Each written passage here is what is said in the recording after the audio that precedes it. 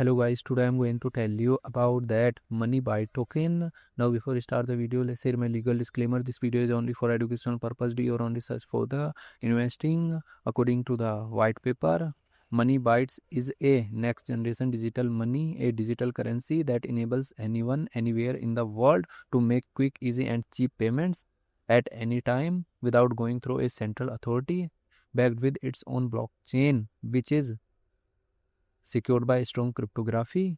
The MoneyByte blockchain is a decentralized blockchain powered by proof of stake. MoneyByte token total supply is 8.51 million and circulating supply is around 9.46 million.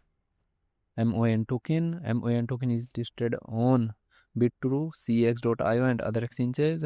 If I share my opinion with you, then this project up to 65% chances that it is a legit or good project. So guys, don't take my opinion as a financial advice. Do your own research for the investing. Thanks for watching.